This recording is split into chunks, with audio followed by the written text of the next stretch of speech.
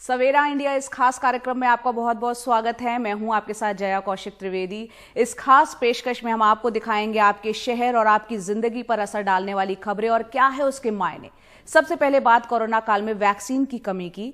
देश के कई इलाकों में एक बार फिर वैक्सीन की किल्लत देखी जा रही है।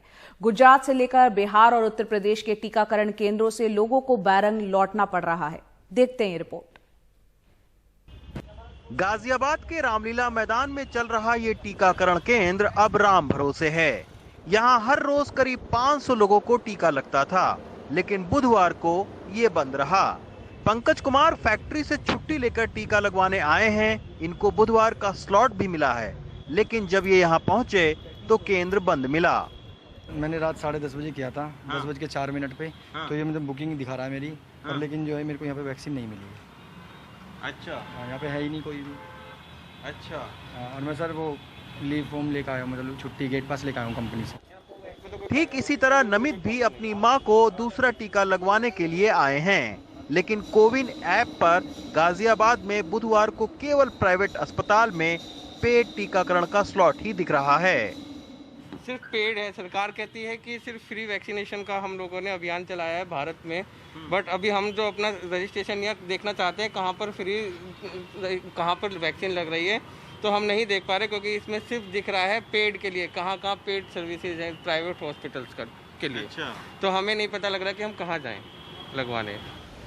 रामलीला मैदान से हम जिला चिकित्सालय के टीकाकरण केंद्र पहुंचे। मैं इस वक्त गाजियाबाद के जिला अस्पताल अब आया हूं। यहाँ पर भी कोविड वैक्सीन का सेंटर है। ये आप देखिए, कोविड-19 की वैक्सीन 34 नंबर के ऊपर मीटिंग हॉल में लगाई जाती है। अब हम चलते हैं मीटिंग हॉल में।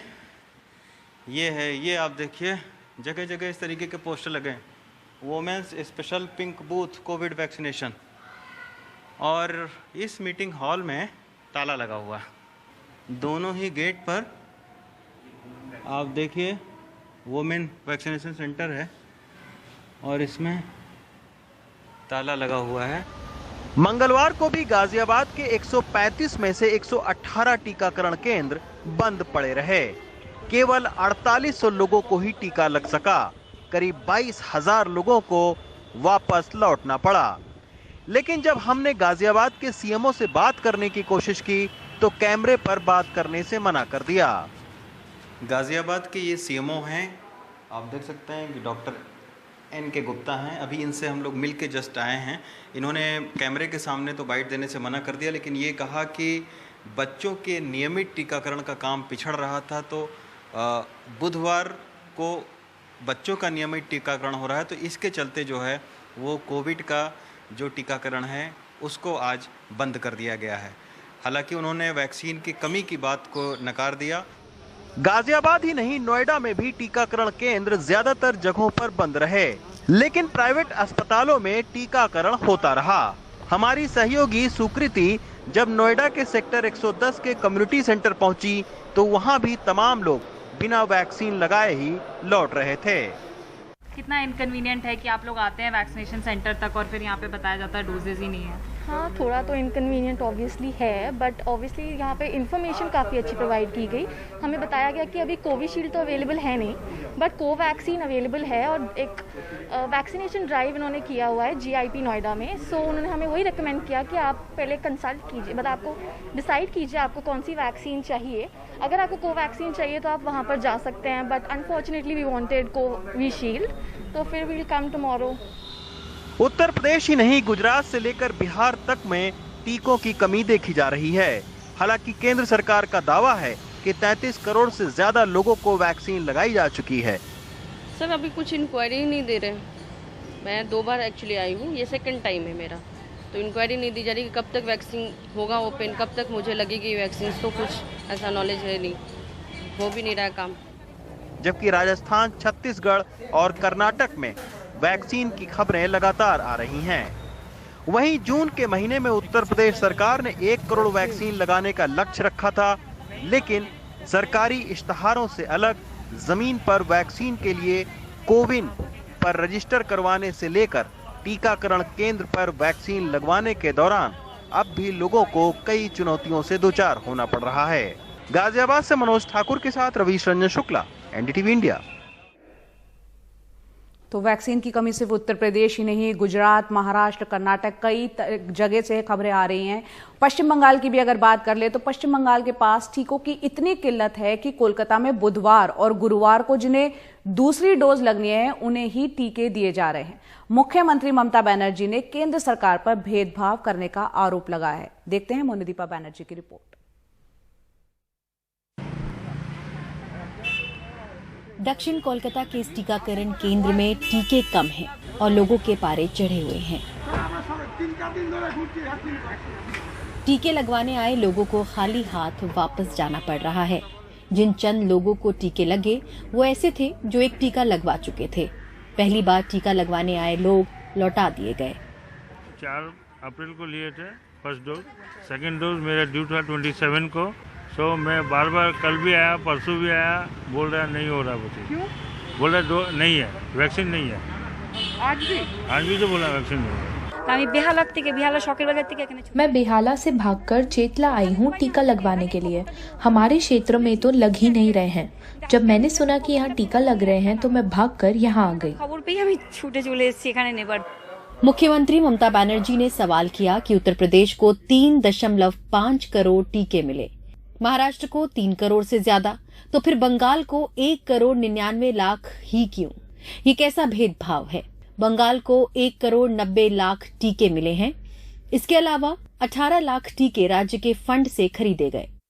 Today, tomorrow, there is no vaccine with us, and whatever we have got, every vaccine is been administered. They are giving vaccine some state in different way, and Bengal they are depriving Bengal. It is BJP's conspiracy. They are defeated. That's why they cannot accept the verdict of the people. विपक्ष ने कोलकाता टीका घोटाले के नाम से एक नया तीर ममता सरकार पर छोड़ा है। अगर ये धांधली पकड़ी न जाती, अगर इन्हीं के सांसद ने मामले की रिपोर्ट न की होती और लोग बीमार पड़ते, तो ये लोग कहते कि नरेंद्र मोदी ने बंगालियों को मारने के लिए मिलावटी टीके भेजे। केंद्रीय स्वास्थ्य मंत्रालय ने राज्य से टीका घोटाला पर रिपोर्ट मांगी है, जिससे टीके की कमी से जूझ रहे बंगाल की मुख्यमंत्री और नाराज हो सकती हैं।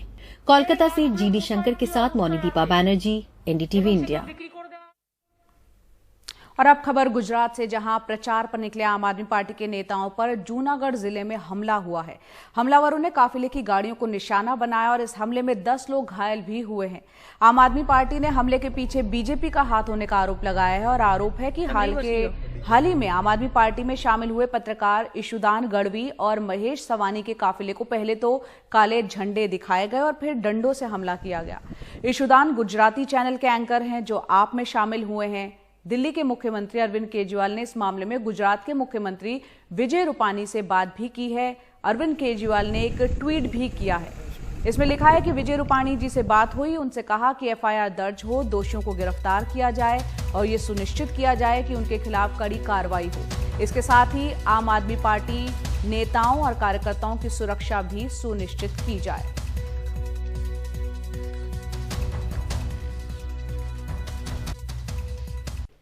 ब्रेक के बाद आपका स्वागत है। अब आपको लिए चलेंगे हम मुंबई, जहां आरपीएफ के एक जवान ने एक शख्स की जान बचाई। ये शख्स मुंबई में चलती ट्रेन से उतरने की कोशिश कर रहा था। ये पूरा वाकया आप देखिए, सीसीटीवी में यहां पर कैद हो चुका है और इस घटना के बाद लोग आरपीएफ जवान की जमकर तारीफ भी कर रहे हैं। कोविड-19 महामारी की वजह से लॉकडाउन भी लगे, बंदिशें भी लगी, स्कूल बंद हो गए और ऑनलाइन क्लास शुरू हुई। इसका सबसे बुरा असर ऐसे बच्चों के ऊपर पड़ा जिनके परिवार के पास मोबाइल खरीदने तक के पैसे नहीं थे। जमशेदपुर की तुलसी की कहानी भी कुछ ऐसी ही थी, लेकिन उसने हिम्मत नहीं हारी तो किस्मत भी मेहरबान हो गई। देखते हैं रिपोर्ट।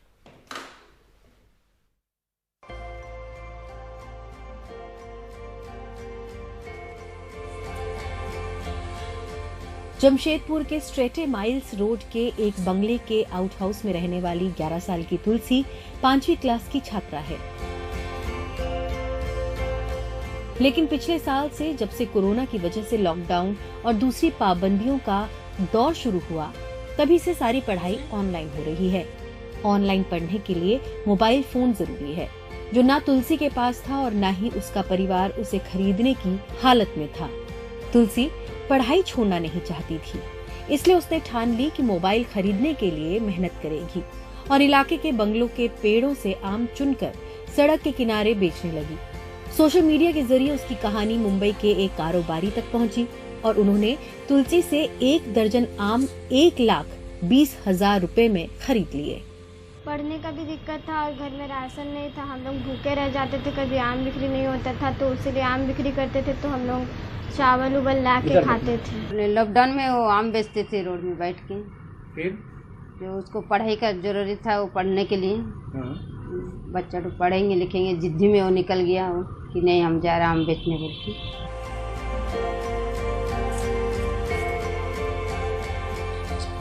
अमिया हेते ने एक एक आम की 10,000 रुपए कीमत चुकाकर तुलसी की जिंदगी बदल दी है।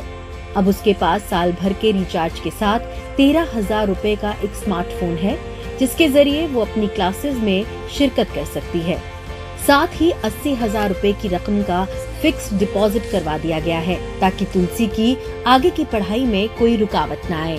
तुलसी की पढ़ने की ललक से आखिरकार उसके सपने सच हो गए। Bureau report, NDTV India.